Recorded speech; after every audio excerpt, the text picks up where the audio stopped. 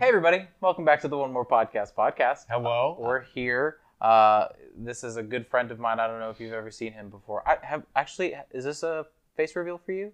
I don't know if you've been on any other video. So I've been on one with video, but I was doing that shit where I was like hiding behind the microphone. Gotcha. Remember so that? Now we have a full thing. So I'm recording these on some wireless microphones that you just clip on. Testing this out, seeing if this is a good format or if the more technical podcast layout looks better. So my wireless mic is a strap-on actually. Yep. So, yeah. I gotta just speak down like right here. So tell us about Germany, John. Honestly, because as nobody knows, John has gone to study abroad, right, for with class. So he got to spend a month there, and he has always actually wanted to visit Germany. So tell us, please enlighten us. So I was staying in a town called Freiburg im Breisgau. It's in southwestern Germany. Sort of, it's not literally on the border with France, but it's close. It's like if Germany was Alaska, this would be, I'd be like Sarah Payne, like I can see France from my house type shit, you know. So okay. But that's where I was. I didn't spend the entirety of the time there. That was where the program was based. But on the weekends, I went on little excursions. So I went to Amsterdam, Munich, München. The third weekend, I was in Brugge. And then for the fourth weekend, I went to a little town called Triberg. Okay. Which is sort of like this little, I guess you could say, like country town that's maybe about an hour away from Freiburg. Okay. So, all right. So out in the Black Forest, so you got to hike a lot. Okay. So it sounds like Germany is just a giant forest of luscious beauty and wonder. Yes. Okay. The entirety of Baden-Württemberg is just like basic, like they just love forests. So. Oh, for sure. They are just chock full of those things. So. Okay. So like, what were kind of day-to-day differences that, like, being in America your whole life, then coming to Germany? Anything just particular that, oh, it's interesting the Germans do it this way or do things this way or whatever? So definitely like a big difference in terms of what's day-to-day is that Germans go shopping for groceries much more often than we do. Okay. At least for me, my personal experience in the United States is that I might go grocery shopping once a week or something like that. You know, I just kind of, I'll stock up for a week. I'll be like, okay, this is what I got to get bread. I got to get lettuce. I got to get meat, peanut butter, who knows, whatever, right? In Germany, I would probably go minimum twice a week. Really? Yeah. And just because you would be, I guess, getting food for just the first couple of days, or the? I mean, you get food for. I mean, you get it for some, I guess, kind of extended period of time, but I mean, you don't. It's not daily, right?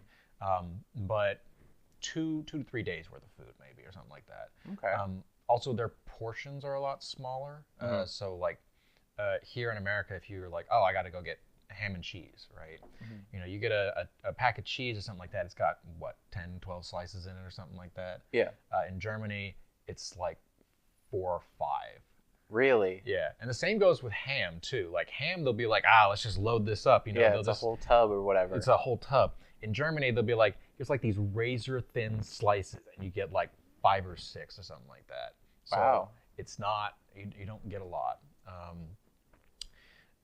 Which is strange because they're like so dedicated, especially in the area that I was at. They're like, yeah, let's recycle and care about the environment, and then everything's just like plastic packaged, like 5 slices, whatever, just throw it in the recycling bin, Yeah. But they just waste so much plastic, at least in my opinion. But so that was Germany. Another big difference was alcohol, of course. Okay, sure. So here in the States, a lot of times you go to a restaurant and you'll get a soft drink or you will get water or something like that. Sure. Whereas alcohol is usually reserved for kind of nicer occasions, how shall we say? Okay. We shall. Yeah. Germany, it's just sort of every meal. Okay. Like hard liquor or just beer? Beer. Okay. Beer or wine. Okay. Granted, also, there's a big cultural difference between Germans and Americans about going out. So going out to eat in Germany it's not necessarily like an event, but it means that you felt like getting dressed up. Oh, okay. So there's no like Chili's or whatever where you could just kind of just like, oh, whatever, I'm in a pair of basketball shorts and a t-shirt. No, if you're going out, you're a little dressier. Okay. And anything else about the trip that was just kind of sort of surprised you? There's plenty about Germany that surprised me. Oh, okay. In terms of like just culturally, they have public transportation, of course, so you don't have quite as many cars, and the ones that you do have, they're usually much smaller. They have no air conditioning, and most buildings don't have air conditioning. So, well, that's like because a lot of it was built pre infrastructure, right? There's a good bit of that, but also you got to remember that Germany was very thoroughly destroyed in the Second World War. Okay, so a lot of it was just like, we didn't need it then, we don't need it now. That's like a point of pride almost for Germans. They're just like, I'll sweat it out. It's like no one's saying like, no, you American pussies, like you need air conditioning. It's like, yeah, because it's not 70 something degrees in Texas. It's like it's hot. Yeah. So it was like what 110 a day ago or something like that. Yeah. Yeah. I got out of work one night at 9 o'clock, so it was after the sun went down. Yeah. And it was 101 degrees. So I was not feeling it. I was not having a good day. Yep. But there's that. Also, another really something that's very different that you'll notice pretty quickly is how open the Germans are. I mean, Europeans in general compared to Americans, but particularly the Germans. How open they are about talking about sexuality as opposed to people in the United States. Okay. So every bus stop that I was at had like this ad campaign called Benutzt Kondome, which is use a condom, right? Okay. Sure. But like the one that was right next to where I was staying, I wish I had a picture of it, but it says Brennt's im Schritt, and it's got this guy like pissing into a toilet or whatever, and it's on fire. So Brennt's im Schritt means does it burn in your crotch or whatever? So use a condom. Right. So they definitely have a much more open attitude when it comes to talking about sexuality than we do here in the States. That's fair. Militarism, no. What do you mean? Like they anti-military or pro? They're not like here in America we'll just be like, oh, you know what we should do is just we should bomb Syria and then maybe we should bomb Iran after that. Germans are just like, no, like in terms of where they are, they're like the Buddhists of the world, of the Western world. They're like, no, we cannot hurt a fly. It's goes against AP. After World War II, they're like, all right, we got it out, one big swoop. Everyone has those years, like how they're like, you go to college and you got all like this frustration. You just gotta let it out, That's like the Germans with like World War II. They're like, yeah, we had our like college years and we had that Nazi shit and like everyone just needs those years. I mean, they're not literally like trying to justify it or whatever. I don't mean to say it like that, but they really did. They're like, okay, look, we can't do this anymore. Like it's no bueno. One thing I want to point out on that, and I know we've talked about this before, and I think it's just kind of a general knowledge, I guess, to a certain extent, but like how Germans. Right? Isn't it true that Germans, for Nazis, they just hide it? They don't talk about it. Nobody brings it up. There's no pride, or like that's the majority feeling. So, the way that the Germans have handled Nazism, how they have atoned for their sins, how I like to say, okay, really shocked me. Okay. So, they do not hide it. They are not like the Japanese, where it's like we're going to scrub the rape of Nanjing from our history books. Sure. But they in no way glorify it. Okay. So like the place I was staying in Freiburg and Breisgau, they had a monument built called Der Alte Synagogue, right? Which is they built this monument in the footprint of the synagogue where it was looted during the Kristallnacht. It was burnt down. And in the footprint of that, they put like this, like how we have the 9/11 memorial where it's that big fountain. So in the footprint of the synagogue, they have like this fountain. So they have that. Now, you don't talk about Nazism or the Second World War in the ways of like, like, oh yes, and we were these military triumphs. They don't like doing that, right? They don't like glorifying anything from that period, but they most definitely try to atone for the sins of their past. They have everywhere they have these things. I forget how you say it in German, but they're called stumbling stones, right? And basically, like they're these little like gold stones or whatever that they put on the ground. And what you do is when you walk over it, you kind of feel something, like you just take a step up or something like that, as opposed to just walking along regularly. It's like, oh, I stepped over something. And then you look down, and it'll be like Jewish individual persecuted. This person fled to America. This person was exterminated in 42 or whatever like that. Wow. So they have. And that's just like throughout. That's everywhere. That's all over the place. Wow. Okay. Like, is that mostly just though in like rural kind of countryside sort of Germany, or do you also see it in the city? You see it predominantly in the cities, actually. Really? Because it's a program, right? So you have more taxpayer money. They're going to have more money for Sure. it. But you will still see it in the more rural or countryside areas. So like the place that I went, Triberg, it's this little town. Maybe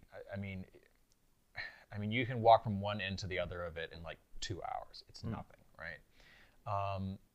They still had stumbling stones, notably less than Freiburg, because it's smaller. They usually give, their more prominent individuals that were persecuted sort of first pick, so to speak. Okay. Fair. But definitely, you find these stumbling stones all over the place. They have the stumbling stones. They have the Alte Synagogue, which is their that's their big memorial of sorts. And you actually see a lot of children. When they put that up, originally it was a fountain, and then the children started playing in the fountain. So they put up another thing in the footprint of the synagogue because they didn't want the kids playing on the memorial. Right. And then the kids just went and played on the memorial again because it's got water, and when it's hot, you just go stick your feet in it. Sure.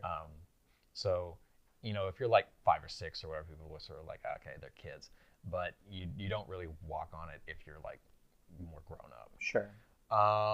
They also have street names. A lot of their street names are names of their persecuted individuals during the Nazi period. Wow.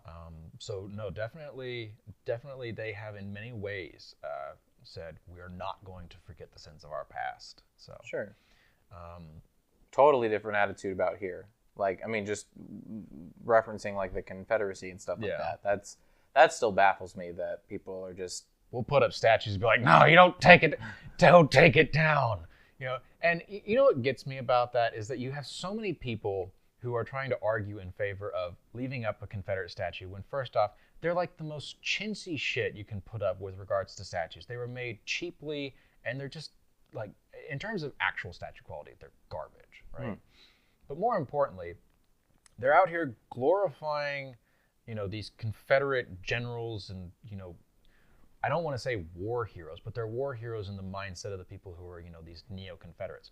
But every time that people start to say, maybe we should take these down, because it's sort of glorifying the cause of slavery and, white supremacy and whatnot, the automatic response for most of these people who are defending them is, well, don't take away from our history. Don't be a revisionist of history. When, the idea of glorifying or scrubbing the image of the Confederacy comes from a revisionist history called the lost cause of the Confederacy. They're like, don't take away our history, don't revise our history, when they are defending a revisionist version of history. It's right. Oh, irony. Thou art a cruel mistress, aren't you? So. Well, yeah, I guess just getting back real quick, last point kind of on Germany. Would you go again, and recommendations of potential other countries in the area? So would I go again in a heartbeat? Okay. Recommendations. So actually I'm supposed to draw up a sort of like a little itinerary, I guess you could say, because my uncle wants to go. And so I've only ever stayed in southern Germany, and southern Germany apparently has a very different feel to it than northern Germany does. There's a very clear split, I've heard. Okay. And for the couple hours that I've spent in some cities, like when I was on my way back from Bruges, at Brugge, I had to go through Cologne. Mm-hmm. And while I was there, I was like, oh yeah, there's definitely a different feel here, But of course, this is also a different feel because that's part of the Ruhr district, right? It's industrial, right? Whereas when you go down south to Freiburg, Triberg, you find all these little towns, and they're just sort of like, they got the cute little German house, and they've got cuckoo clocks or whatever. It's all out in nature. Whereas you go to Köln, and it's just like industry. It's like Pittsburgh or whatever. It's just sort of like raw steel. We're the manly, that type. Well, I shouldn't say they don't have that hyper masculine attitude, but you can definitely feel it's like this is an industrial city, right? Yeah. Okay. So definitely, there's a feel of that. Where would I recommend going? As much as I feel Belgium is like an anachronism in the 21st century, you got to check out Flanders. Okay. No doubt. Definitely, if nothing else, go to Bruges. Brugge, that was my favorite. I went there by myself because by the third week, I wanted some time off from my classmates. But Bruges was a city that, it's in northern Flanders near the North Sea, so it's cool. Literally, you get the ocean breeze. I went there in June, whereas here, it's going to be like 100 some odd degrees or whatever. It was 60 degrees. Well, it's not. It's like 60 Fahrenheit. Right. I was wearing a jacket for most of the day walking around, and I was comfortable. Also, what's really cool about Brugge, I'm sorry, I keep doing the German name as well because I like practicing. But sure, no, you're totally good, man. But what's cool about Bruges is that most of Flanders, the northern part of Belgium, was destroyed in World War I because there was a lot of fighting there. But Bruges was spared from that. It's because it was outside the range of the battlefield. So what ended up happening was Bruges has been, in a sense, preserved, right? Okay. And so after the First World War, and then particularly after the Second World War, the residents of Bruges said, we've survived all this kind of stuff. We're still this little kind of medieval feel type town or whatever. Let's keep the charm of that. And so Bruges does not have, really tall buildings. It doesn't have, like modern storefronts or whatever. It really feels like you've gone back in time. And it's sort of like if you were to go to a museum and you see like this vista or this panorama painting, whatever you want to say. It's like, oh, this is what it looked like back in the old days. You ever see a picture of Europe where it's sort of just like, oh, we went up to the top of this church in the 1940s, and it looks old, right? Bruges still looks like that. So you get to really step back in time. It's cool. Okay. So definitely go to Bruges. I wanted to go to Czechia. I wanted to go to Prague, but I did not have time. So that is going to be on my next time. Yeah. Nice. Next time I go, I want to go to northern Germany and parts of Eastern Europe. So I was thinking that I would go to places like Leipzig, Dresden, Prague, Berlin, places in former East Germany, and then also in the former Eastern Bloc. Okay. One last question actually just kind of popped up as you were describing southern Germany. Technology friendly, or so they look like they're in the past, but are they still kind of in that mindset, or? So Germany has this reputation of being like this very modern industrial country, and they're sort of like very punctual. We've got these high-speed trains. We make steel. We make all these. And they're known for scientific innovations, right? Sure. Diesel, assault rifles, jet engines. They're known for being so innovative. And yet, since the 1970s, they've really failed to take up the digital revolution. Now, they are technology friendly in the sense that they'll have outlets and Wi-Fi or whatever, right? Okay. But credit cards are a no-go. Really? I mean, you'll find them at stores or whatever, right? Like if you go to an Aldi's or something like that, yeah, you can pay with a card. But go to a mom and pop restaurant or something like that, don't bring your credit card. You need cash. Really? So yeah, Germany is very big on cash. If you want to go to a place that's tech friendly, where you really don't need to carry around paper money at all, go to Sweden. Sweden, they're phasing out paper money. Really? Yeah. just because, or cheaper, better fiscal sense to go to card? It's just because their economy is basically transferred all the way over to card in the most part, and it's just sort of like, why do we keep printing all this money and cutting down the trees if we're barely using it? It's sort of like how we retire like coinage. Like, actually, this is kind of funny. I'm sorry, I'm going to sidetrack here for a little bit. So I was talking with my mother and my sister a little while ago with regards to coinage. And I wanted to get rid of the penny, but I also wanted to get rid of everything up to the quarter, right? Because I don't know the last time that I've ever had to pay for something with a nickel or a dime, right? It's just worthless to me. Anything smaller than a quarter, I don't feel like it's worth buying. So I told my mother that, and my sister, and my mother was like, oh, I could see getting rid of the nickel, but, the dime I want to keep. And I was like, why would you want to keep the dime? Like, it's like the smallest coin, and it's, 10 cents is still worthless, and she's just like, yeah, but then everything will like either go up or down, and like everything will go up in price. I'm like, well, some things will go down, as well. So anyways, she made this proposition to me. She goes, John, I want you to do something for me. She goes, for the rest of the month, I want you to collect all your coinage and see at the end of it, after every purchase, how much you actually save. And I said, here's a better idea. If something is under $1, how about I just steal it and see how much money I save? So, because anything under $1, I don't see why should I pay for it? Like, why should I pay for like a 6-pack of gum? Like, fuck it, I'll just steal that. Like, I'll take a 15-pack of gum for $1. That's fair to me. But like coinage, fuck it, I don't want it. Go away. I mean, in Europe it makes sense. You can just put a little coin down or whatever. It's like, oh, I bought myself a plate, so but it doesn't work in the United States. Sure. United States, anything. I mean, a quarter is the most I'll go, but I honestly just get rid of coinage. Just go straight to paper money.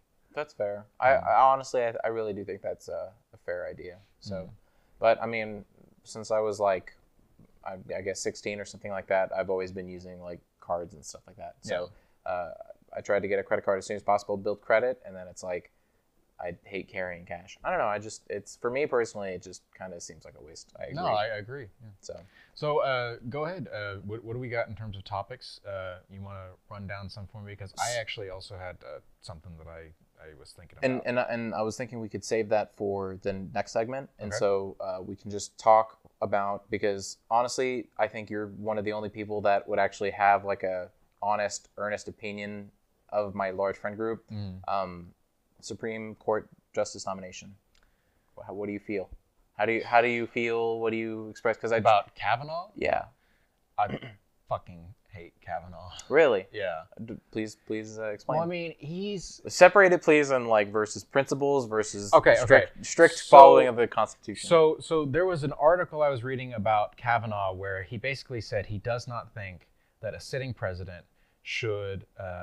I forget the exact verbiage he used, but he said something to the likes of they should be exempt from being able to be arrested, right, or charged penally. And for me, that is just textbook, like pipeline greasing to like, oh, you want to fucking, sell the entirety of this country's water rights. You want to sell the entirety of the Ogallala aquifers water rights to Nestle. Fuck it, who cares, And it's like what really gets me, and this is something that I really want to talk about. Okay, let's do. Particularly, so what we have right now with regards to the separation of children on the border. Okay, yeah. What concerns me, particularly with the case of Brett Kavanaugh, is that if we're going to say the president can't be charged for crimes while in office, that is dangerous, because it means that any like legal ramifications that he might have for doing insane shit, he can get away with. And when I'm saying insane shit, this is not just, I mean, I made the joke about the Ogallala aquifer being entirely sold off to Nestle, which actually is not even all that insane, because Nestle actually bought up water rights to I think it was the second largest underground aquifer in South America, in like Brazil. I need to look up what the name of it was. But what's insane is this.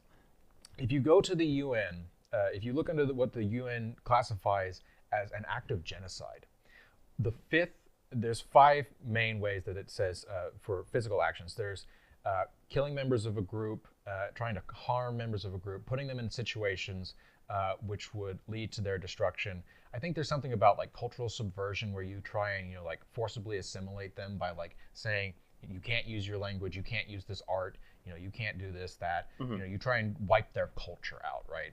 And the fifth one is forcibly transferring children from one group of people to another, which is something that we saw with regards to the Canadians moving Aborigines. The same goes for the United States, where we have, the old saying, kill the Indian, save the man. This happened in Nazi Germany as well. This is where this came up because there was this program called Lebensborn, which was this idea that you can try and use positive eugenics and whatnot. And so they set up a functionary underneath that called the Reichsadoption Service. It's Reichsadoptierendienst, something like that. But basically, they would kidnap children from Eastern Europe, particularly in Poland, because Poland is where they set up the majority of their infrastructure. They never really set up this infrastructure quite so well in Ukraine or Belarus. They did, but it was to a much smaller degree, right? Poland is closer to Germany. Sure. And they did this also in Norway to a great extent. Okay. But they would kidnap children from families in Eastern Europe and in Norway, but particularly in Poland. And then they would send them back to Germany because they're like, oh, well, they're blonde-haired and blue-eyed, but they'll grow up speaking Polish. So they would put them through these really just gnarly, disgusting tests and programs or whatever to Germanize them. And then they would send them off to be adopted by German families, generally who were members of the Nazi Party. Wow. So yeah, this idea right now, we do not have an adoption service set up for these children, right? Sure. So but it's still up in the air what we're going to do with them, right? Right. This is and adoption is being threatened as well. There are people talking about this. So what we are doing right now, if you were standing, it's like standing on top of a building and like just sort of like putting your feet like ever so close to the edge right there. We are teetering on the edge of an act of genocide right now. Wow. And the fact that this Brett Kavanaugh dickhead is going to be saying, oh, the president, I don't think that they should be able to be charged with criminal offenses while they're in office, while the motherfucker is, literally tiptoeing on act of genocide. That is beyond reprehensible to me. I cannot, for the life of me, understand why anyone in their right mind would support this nomination, let alone the presidency. But sure. That's an entirely different subject. So Supreme Court nomination. I hate Brett Kavanaugh. Unfortunately, I am not well read enough on other candidates to recommend my own. I wish I could actually have a recommation ready. Well, I mean, recommendation aside, I didn't even consider that. The point that you just made, that was very foreign to me. So because I was going about it that he, his decisions in the past reflected very strict interpretations of the Constitution, and what is currently upheld as law is law. So. Not striking down Roe v. Wade and all that kind of stuff. So it's... Well, I mean, in a sense that, yeah, he's this strict constitutionalist, which it does kind of annoy me because these strict constitutionalists usually find loopholes in like the 9th or 10th Amendment where it's like, anything not delegated in the Constitution to the, not delegated to the federal government, the states can handle, which is always, some way to like retard civil rights or something like that. And then, there's also... oh, well, if the president's, if it doesn't say the president can't do that, well, then I guess there's nothing that legally stops them.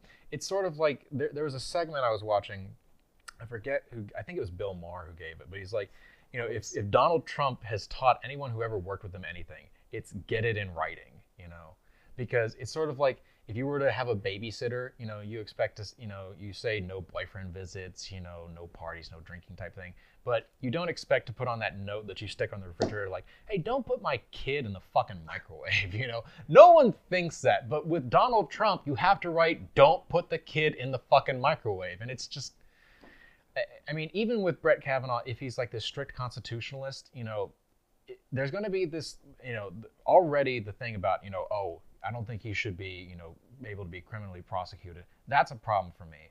Sure. But then on top of Agreed. that, usually... You changed my mind. Congratulations.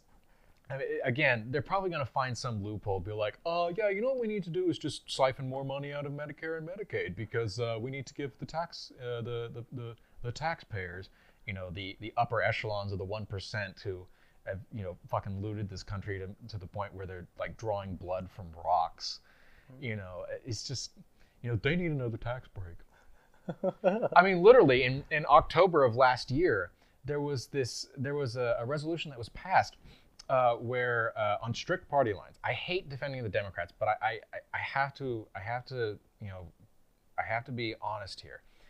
On party lines, the Republicans voted to cut $1.5 trillion from Medicare and Medicaid in order to give a tax break to the upper echelons of the 1%, and that just drove me fucking insane. And in the same line, cutting funding for all these other things, there was an article I was reading where apparently HIV/AIDS research is the money for that. It's getting cut. Guess why? So that not for a tax break. Oh God, no.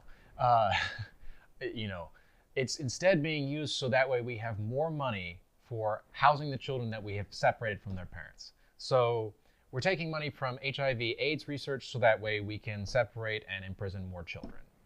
It's welcome to America, folks. This is my hell. Have you seen, not to super break off topic, but have you seen Who is America, the Sacha Baron Cohen thing? Oh yeah. Have you been following that? I've seen clips. I have not seen the whole thing. Okay. I've seen clips here too, but it was have you seen the second episode? The clip that's been going viral. The one about the Israeli guy. Yeah. Well, he's going to, I think it's like the Georgia state senator or something like that, and he's essentially saying, okay, we're going to do a training video to protect people from terrorism. So you're going to help us demonstrate. So like at one point, he's like, okay, you're about to be abducted by a terrorist. What do? Well, you need to get someone's attention. So I know in America you guys have this word that you shouldn't say. That's like the N word that you shouldn't say. And he got the guy to say it. And he's just screaming. And he's just, ah! I'm like, whoa! What the heck is going on? Yeah. So it's definitely interesting to kind of peek behind the curtain and like what's really going on. Yeah. So, other question, last question I have for you. Different topic. We're going to change gears a little bit, but still kind of stay in the same realm. Hit me. Why can there still be dictators in today's day and age? Tell me, John, why? Why? Why, yeah. Well, coming from a Marxist interpretation, I'd say there's the inherent contradictions of capital accumulation that lead inevitably to a social and economic crisis that either necessitates the consolidation of capital and state power, which will usually take form of a dictatorship. You'll get the Pinochets, the Mussolinis. The first one, I guess you could say, the oldest one that we've got is this Roman guy named Sulla. I like calling them the Sullas, right? So you'll get a Sulla, or you have mass redistribution of the ill-gotten gains of the ruling class, particularly of the first world, what we call the first world, and you'll get an FDR type figure as sort of like your moderate in this sense, because if it's not FDR, then you've got Castro or Lenin or something like that. So you have this inherent contradiction in capitalism, which is this idea that you should perpetually accumulate wealth, right? And there's this internal contradiction, I should say. How does this play out? So the idea behind capitalism is that you have people where I'm trying to explain this in sort of like layman's terms.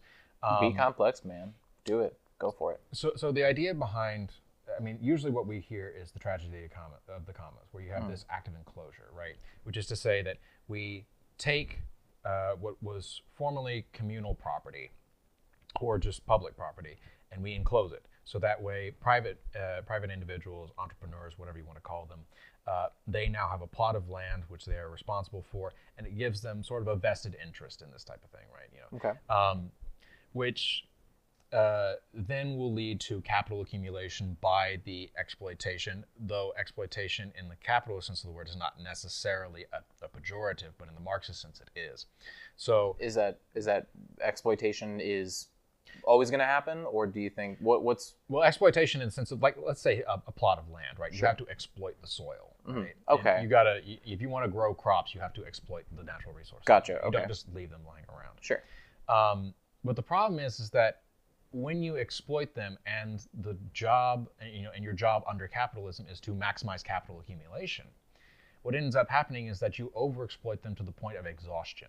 And then that means that you have to now go seek out new markets, or you have to go seek out new resources. So if you overuse the soil because you're told you have to go over, Right. So you overtill the soil, you ruin it, no nutrients, it's dead.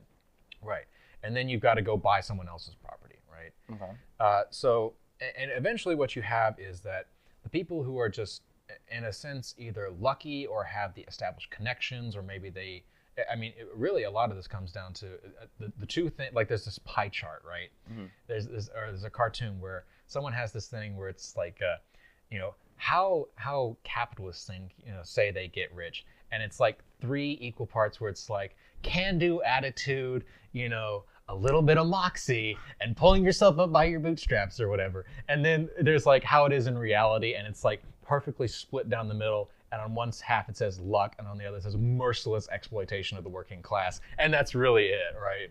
So you get lucky, maybe you got the good land, from where it doesn't exhaust itself in 2 years, or whatever. You get 5 years out of it, and you have enough capital that you can survive the first dip in the market or whatever, whenever people have overexploited their soil. But eventually what happens is you get this accumulation of capital, and the people who have accumulated this capital want protection.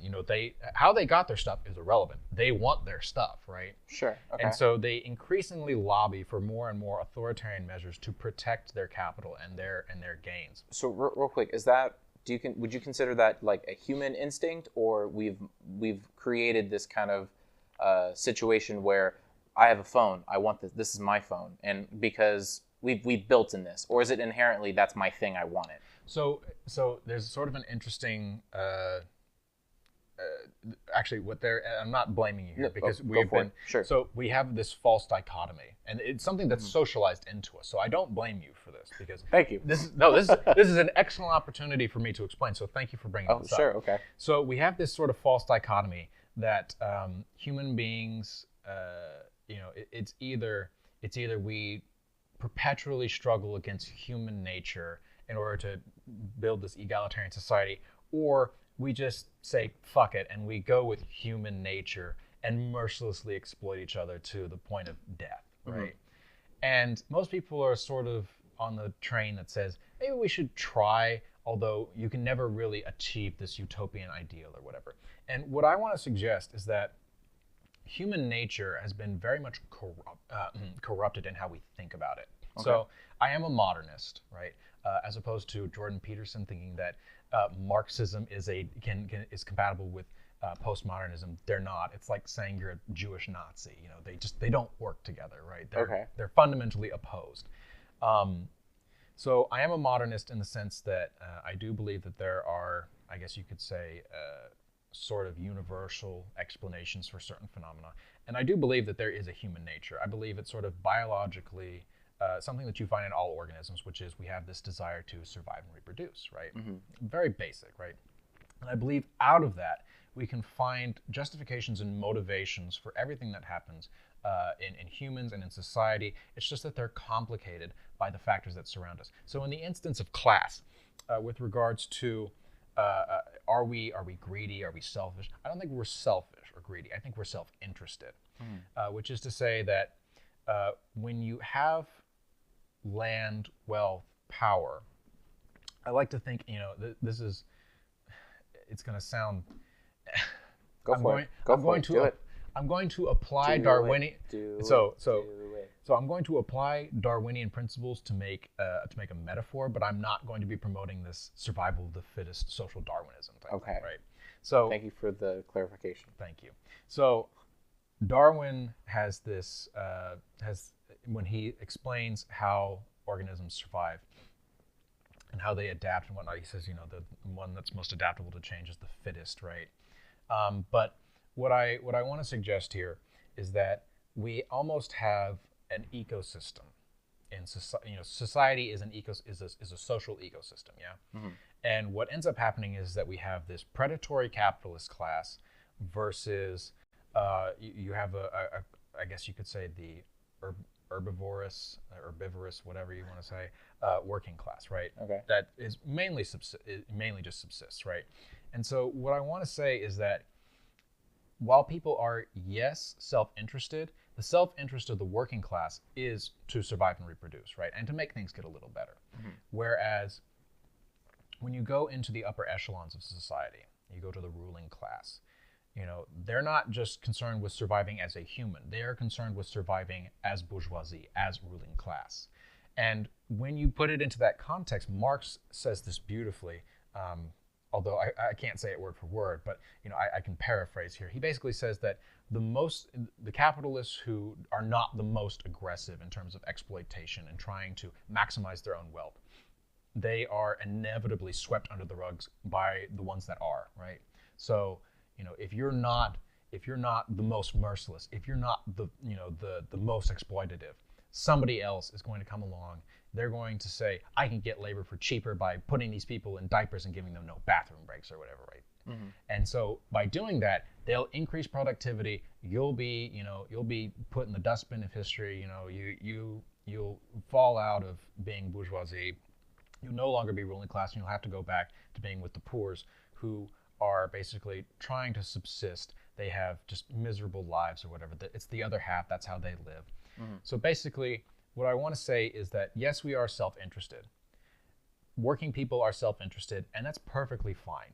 There's nothing wrong with them being self-interested. In fact, in my opinion, there's a lot of positive outgrowths that come out of being self-interested, in egalitarian ways even. Mm-hmm. It's not this Ayn Rand model of like, I'm a rugged individualist and I don't need anybody. You know, self-interest could also be, you know, it's in my self-interest to work as a group because that makes it a lot easier for me to live, right? Mm-hmm. I don't have to specialize in being, you know, the plumber and the cook and all these different types of jobs or whatever. We can divide labor up. And by dividing labor, we can specialize and make each different facet of society better. That's in our self-interest, is to divide the labor up so that way we can all specialize.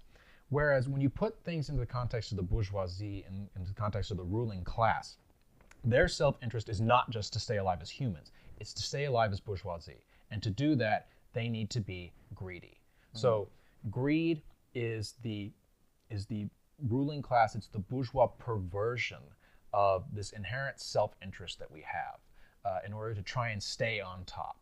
I have to be merciless. I have to be the predator, you know, that type of mentality. Oh, for sure.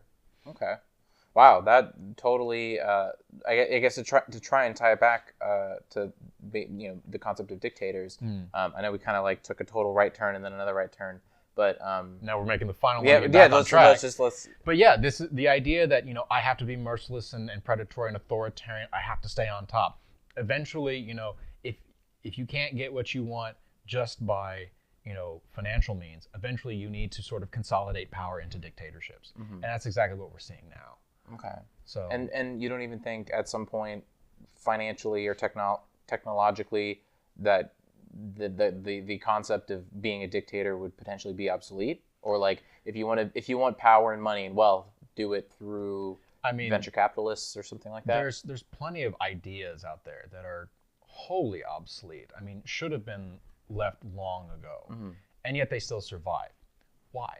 Because our mode of production, capitalism, is also obsolete, right? So it can only go, you know, our technology, our social thinking, all of these things are inherently, you know, tied down by saying we can only go as far as capitalism will let us, right?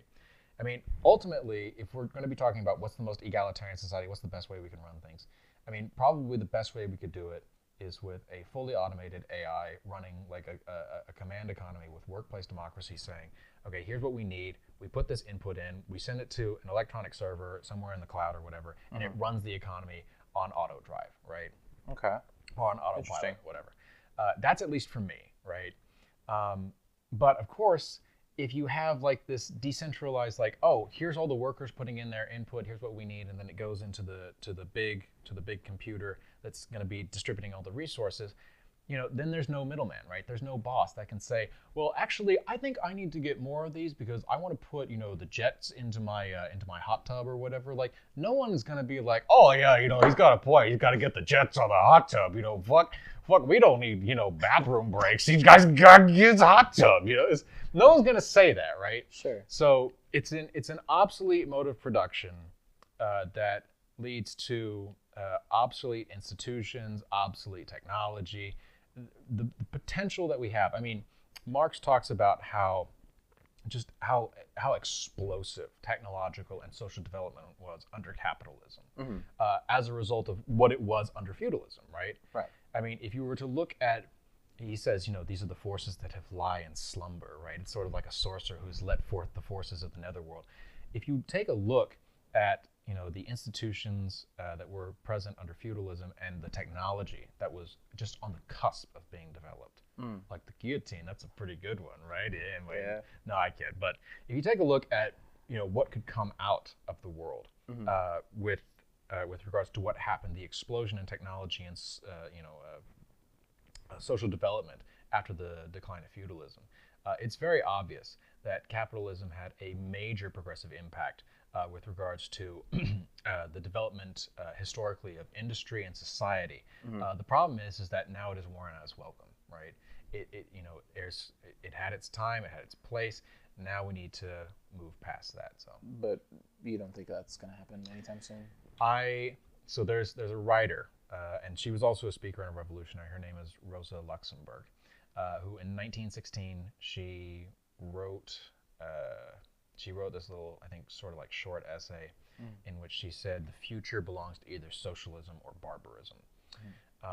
And the actual quote dates back to Friedrich Engels back in the 1840s or something like that. But sure. Anyways, what I think that now we have reached the point where the age of barbarism is now, right? We have reached the point where this is late capitalism, where property rights and just property in general are viewed as more important than people, right? Sure.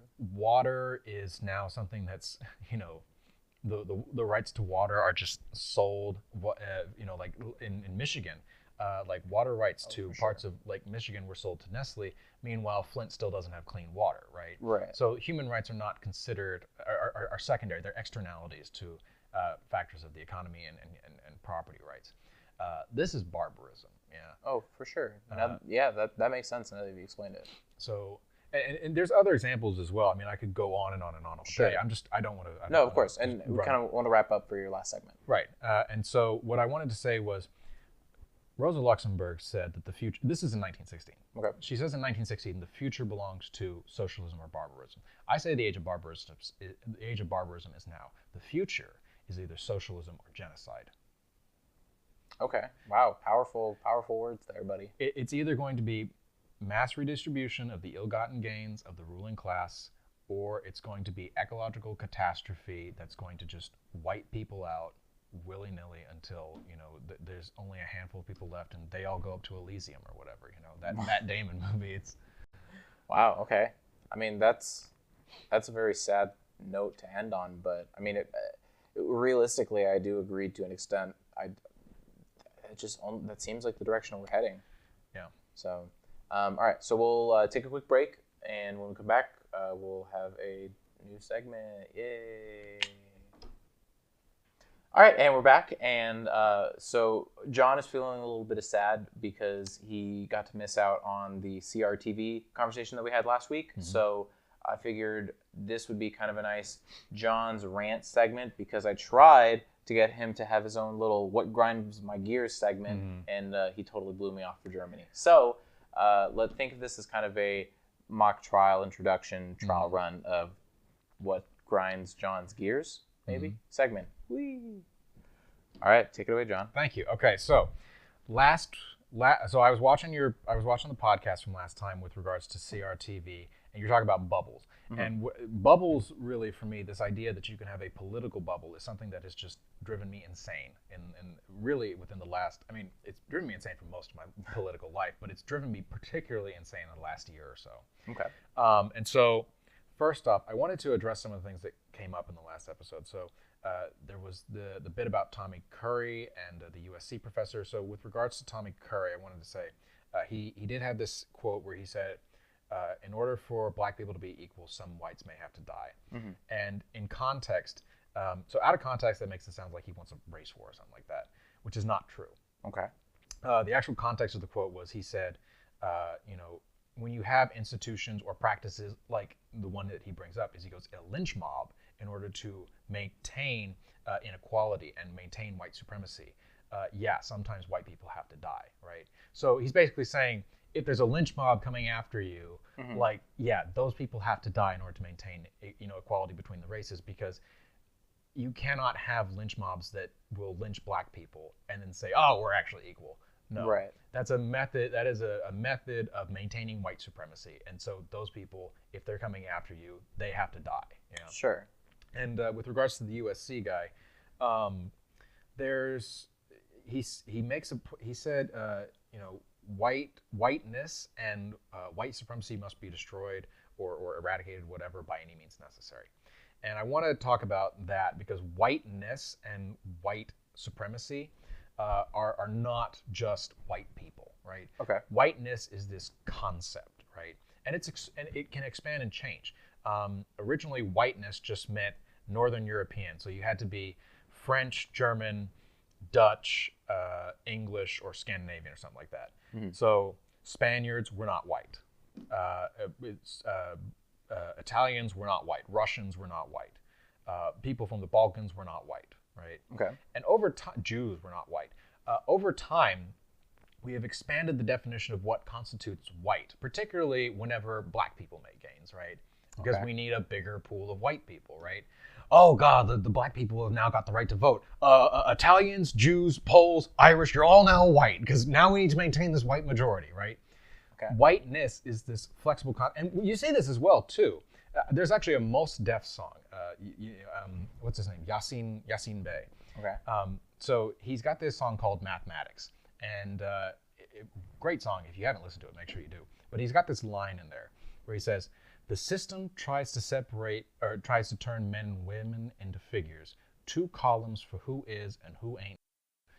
And this is something that you see right now going on, particularly within the Latin American community. Mm-hmm. So you see, sort of the wider El Norte or whatever. If they're a little, there are people from Mexico and like northern Mexico that are, they're as tan as Italians in New Jersey, right? They're white enough, right? Sure. And then there are people from like southern Mexico who are more indigenous or whatever, and those are the ones where we're like, oh, you gotta get back and go back to Mexico type thing. It's so we even today we have an expanding definition of what constitutes white, right? Mm-hmm. That is in mainstream politics, right? There are people always on the fringes, like you got fucking guys like Paul Nehlen or whatever, he's the guy who is running for Paul Ryan's seat. Okay, yeah, I just read about this guy. Yeah. And he made comments saying like, Jews aren't white. It's like, oh, really? Like this guy is running for office, and Arthur Jones or whatever, the guy in the Illinois 3rd District, open neo-Nazi, mm-hmm. You got pictures of him in the fucking armband, in front of swastikas saying, the white majority is tired of this filth or whatever, and he ran unopposed. You couldn't find some like fucking slug. You couldn't find some, I don't care if you had to clear out the mental asylum. Just be like, oh yeah, we've got Dick Jones or whatever, he's 82 with Alzheimer's, and be like, oh fuck, he's just like Reagan, it's just anything aside from Arthur Jones. Like, come on. Mm-hmm. And it's just annoying, right? No, it's not annoying. It's infuriating that. I'm sorry. You have these people running, right? It's annoying. It's infuriating that you have these people running, but this is what I'm talking about with regards to how we define whiteness. It's incredibly flexible. On one end of the spectrum, you have people who are in the Republican Party who are like, Jews aren't white. And then you also have a majority of people like fucking Ted Cruz and Marco Rubio. They're like, yeah, I came from Cuba, or my father's from Mexico or something like that. And, they're white enough. And they'll just be like, it's like Republicans are really representing the interests of a shrinking minority, right? Mm-hmm. Proportionally, right? They cannot just bank on having, solid white male voters that's going to be their backbone, but they can't win elections on that alone, right? Mm-hmm. And they can't get all the white women, and they can only get a fraction of most of these racial minorities. Particularly, they can't win black people. Like, ever since, particularly since LBJ, but you kind of go back to like FDR, but really since LBJ, Republicans can't win, the black vote. They just can't. So they have to be like, all right, well, who's white enough? And they'll be like, okay, Marco, join the club, buddy. So we have this expanding definition of whiteness. But again, it's a social, it's a cultural phenomenon. And the same, white supremacy is very obvious. That's not people, right? That's not saying, oh, we need to kill white people. We need to take whatever actions against white people. Mm-hmm. It's saying against a system that systematically favors and advantages, often in violent ways by suppressing the other white people. So white people have this advantage, and they have to suppress the other, right? Okay. So he's saying by any means necessary with regards to that, which that can take a lot of different forms. I don't necessarily know if I'd agree with all of them, but nevertheless, he's not talking about white people. That's what I want to say. Another thing that I want to talk about with the Mike Isaacson guy, he's like, you think it would suck being an anti-fascist at this, this university that trains cops or whatever, but I'm proud to be training future dead cops thing. Mm-hmm. So with that, I don't want to defend that in the sense that it's like, he does have a right to say it. If you're going to be the guy thumping for free speech, he's got the right to say that. Sure. It's not free of consequence. He got suspended. Mm-hmm. But what I do want to say is this. Him saying, I'm proud to be teaching future dead cops. Yeah, it's snarky and it's not tact and it's tasteless. Mm-hmm. But compare that to what people are saying on the right. Yeah. Like Milo, whatever that jerk-off's, whatever that jerk-off's name is, however you want to say it. He made a statement saying, I can't wait for vigilante, groups to go around just killing journalists on sight.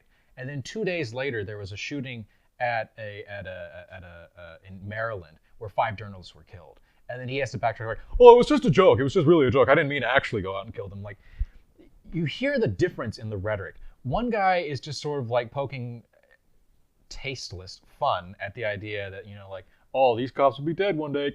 And, it's not really funny.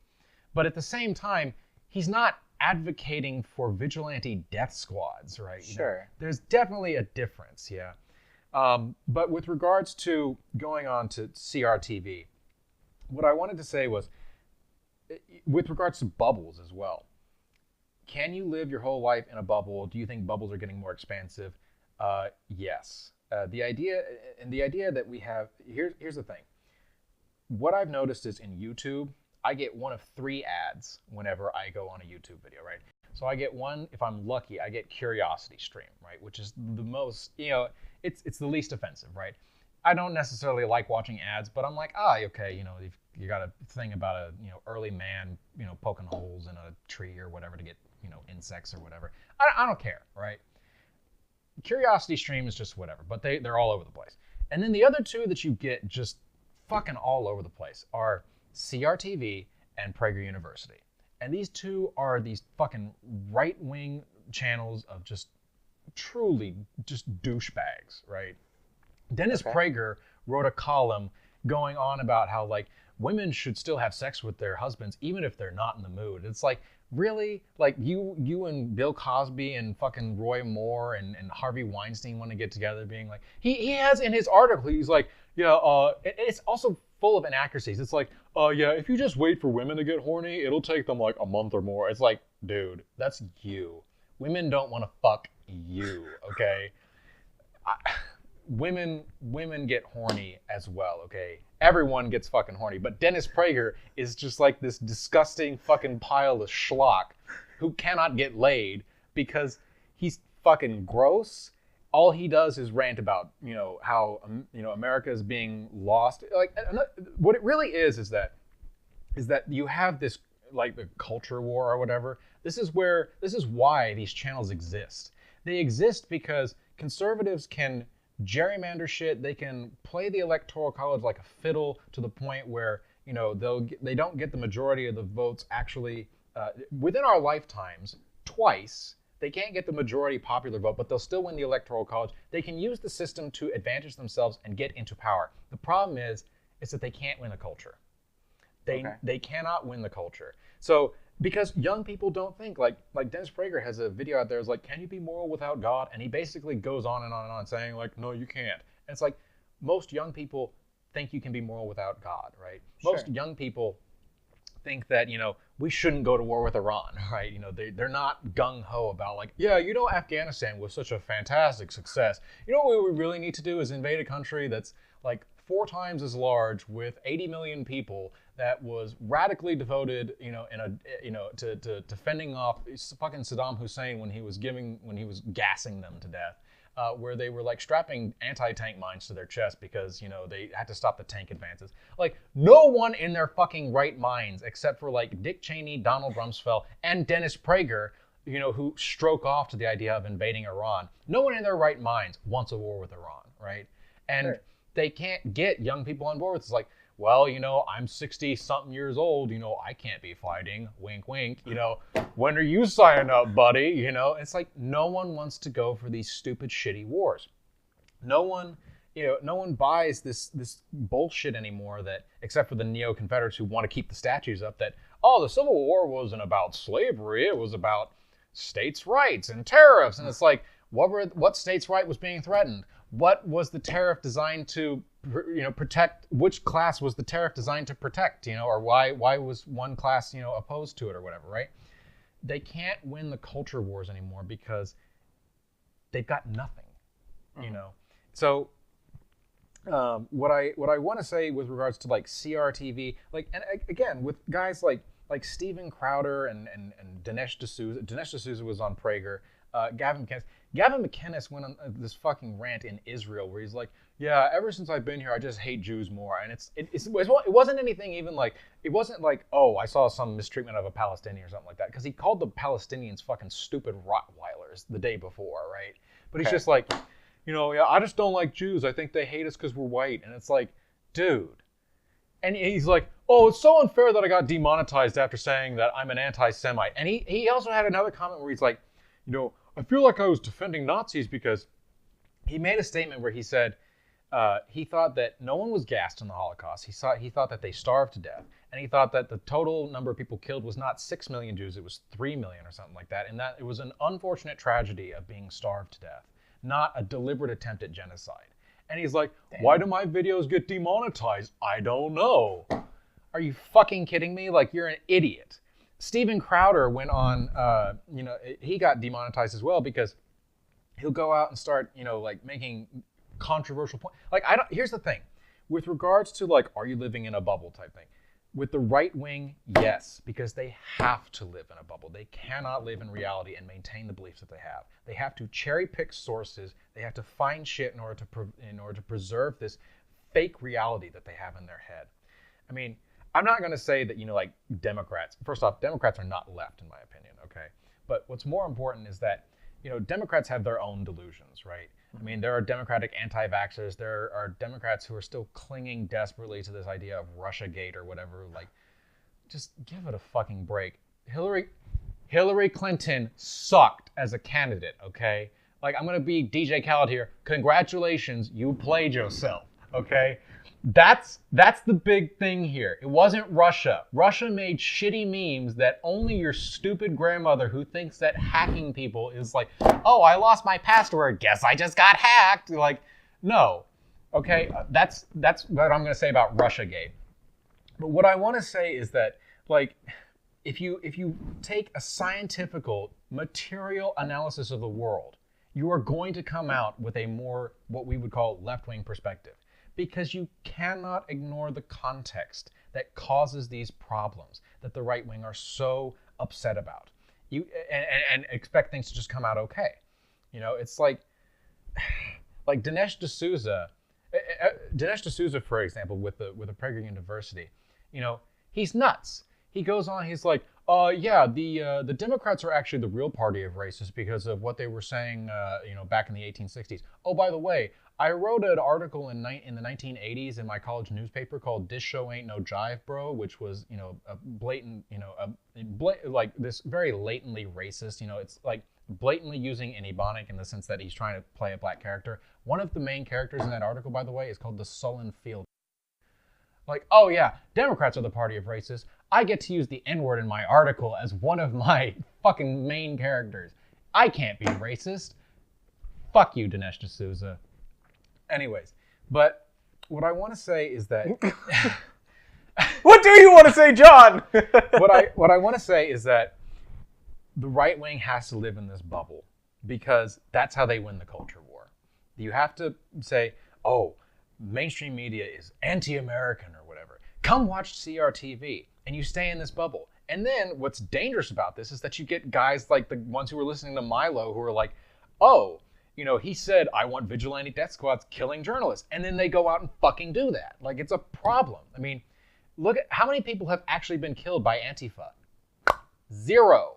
How many people have been killed by right-wing murders? You get a new one every fucking week, Like, you get hate crimes. You get people who are defacing, like Jewish cemeteries, people who are, defacing black houses and black businesses and whatnot. In Charlottesville, that one fucking dipshit who drove his car and they killed somebody there, and it's like, where's the supposed violence on the left that's just as terrible? The left is not slaughtering people. They're not making bombs to throw at Hindus and Muslims. They're not going into black churches and shooting up the place. They're not attacking Jews and posting online that you want vigilante death squads or whatever. Milo, I remember Blake was talking about Berkeley. Berkeley is actually one that's very, very poignant to bring up because at Berkeley the violence that erupted because Milo was speaking there was not just because he was speaking there. The violence that erupted there, or actually it was really violence in my opinion, has to have one person being hurt. Mm-hmm. If you're just breaking a window or you're throwing something and it hits a building or whatever, that's vandalism. So we have to make a clear distinction between those two things. Yeah. But what's to note is that Milo said that at that speech he was going to out the names of people who were supposedly undocumented immigrants to have them deported. Wow. Okay, there's a difference. There's a difference here, yeah? Dinesh D'Souza, that fucking scumbag, by the way, he also did something similar to this. In the 1980s, he went to a group, like a gay support group, for people who were closeted. He took down their names and outed them in the paper, some of whom were still closeted to their parents. So wow. Absolute fucking scumbags. I have no sympathy for them whatsoever. Dang. And you know what? If he's going to be like, oh, you know what I'm going to do as a troll? Because, it's like, I'm such a troll, wink, wink. Like, fuck you. You don't get to out people and be like, I want these people deported. Like, fuck off. You can't, like, no, that does not fly, okay? This idea that, it's just free speech. No. First off, the idea that hate speech, anti-hate speech laws are, somehow going to lead to, like, fucking Stalinism or whatever. One, as an example, like personally, I was just in Germany a couple months ago, and they have anti-hate speech laws. You can't throw up a Nazi salute. You can't deny the Holocaust. And you know what? I didn't have the fucking secret police following me around going like, did he say that he denied the Holocaust or whatever? Like, first off, no rational person should do these things, but even still, they don't have an authoritarian apparatus that's out there being like, oh yeah, you know what we really need to do is monitor everyone's phone calls and everything that they're searching through. No, you're thinking of the NSA. For Christ's sakes. And then, in Germany, it's not a fucking authoritarian country that's like straight out of the Eastern Bloc or whatever. And you're going on like, oh, this free speech, we have to have free speech or else, we'll have this authoritarian. No. One, that's not true at all. In fact, Germany is rated, I think the UN gives it a higher rating. It's a more full democracy than the United States is. But more importantly, the concept behind free speech is well, one, that it's a human right, yeah. But what I want to say with regards to hate speech, what makes hate speech different? How do you constitute it? If you are using language that is intentionally designed to question the humanity of people, such as saying like, this person is biologically inferior to me, this person is not as smart as me, this person is not fully human. That is a way of suppressing their freedom of speech, because if freedom of speech is a human right and this person isn't fully human, why do they have a right to free speech? Hate speech is not designed to be part of an intelligent discourse about serious issues. Hate speech is designed to dehumanize and strip people of their rights. Therefore, you don't have to regard them or their opinions. So there is a clear distinction between the two of these as in terms of what their purposes are, okay? So I say, how about we say no Nazi salutes? How about we don't go screaming the N-word? Is that really that much of an insane idea that we could say, no, if this guy goes out and screams the N-word, we can put him in jail for the night like he's some drunken asshole or something like that? Is that a fucking gulag for you? Is that really how bad this is? But I want to really drive this point home that, again, you're trying to strip people of their humanity. Like, there's this dickhead, Matthew Heimbach, who thankfully, after getting arrested, he dropped out of the white supremacist movement because he realized it was a fucking crock of shit and he was a pussy who was like, oh, as soon as my illusion of my own superiority was broken by the fact that I got arrested, all of a sudden I realized I wasn't superior. Big shock.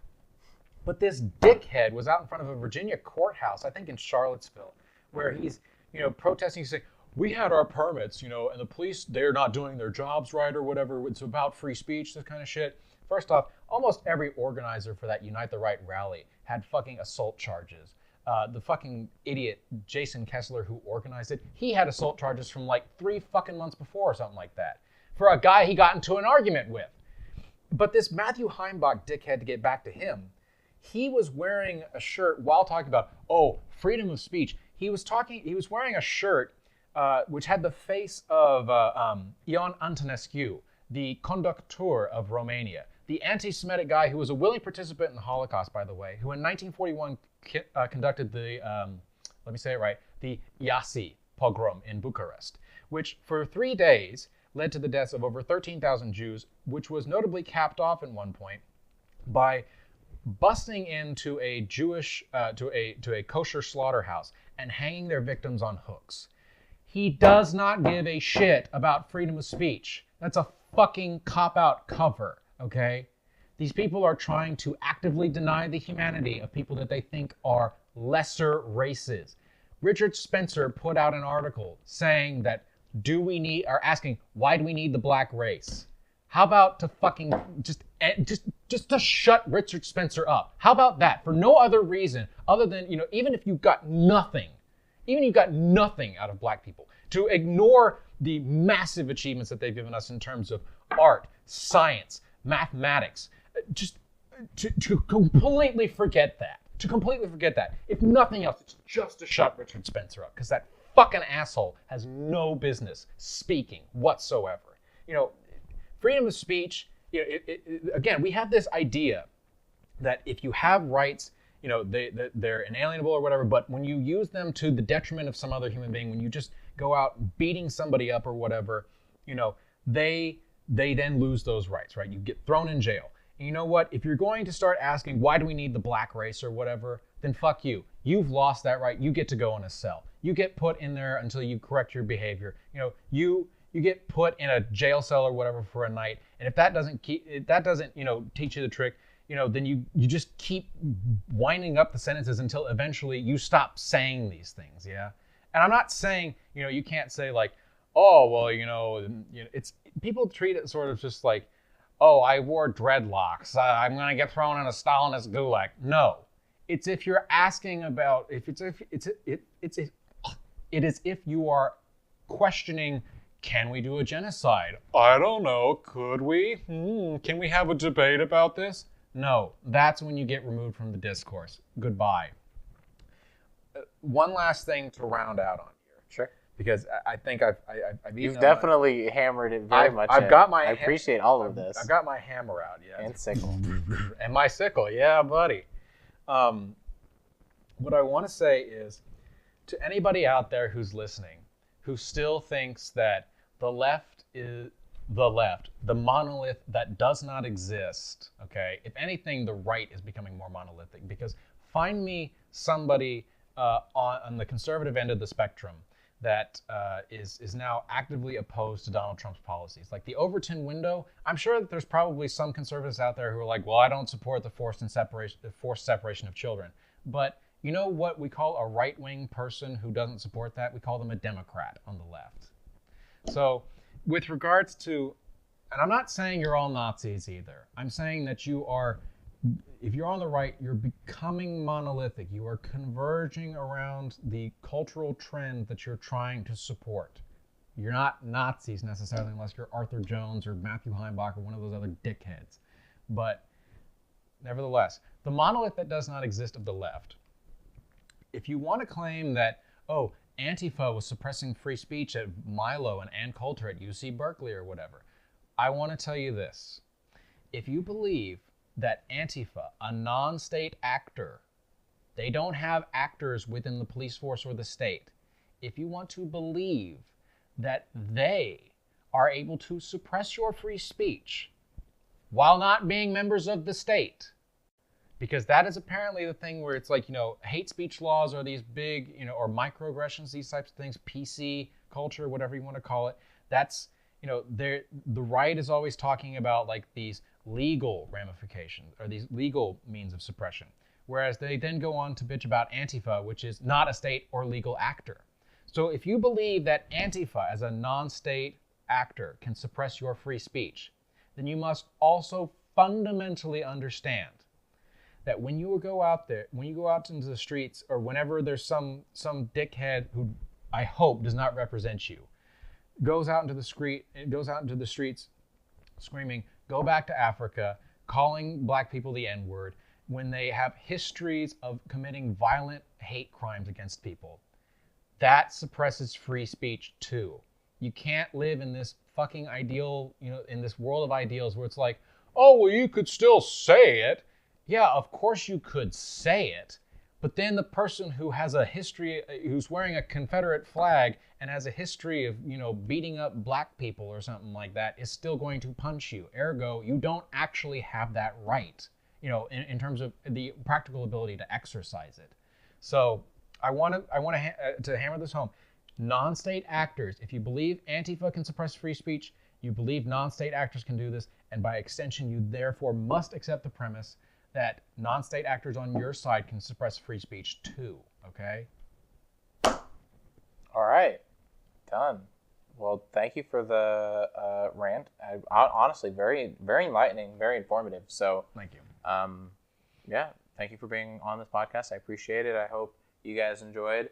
Definitely, any comments on what we've said today? Like, subscribe, all that good stuff. Please make this interactive show, man. Yeah. So let's start this conversation. Other than that, have a great day, night, or whenever you're listening to this podcast.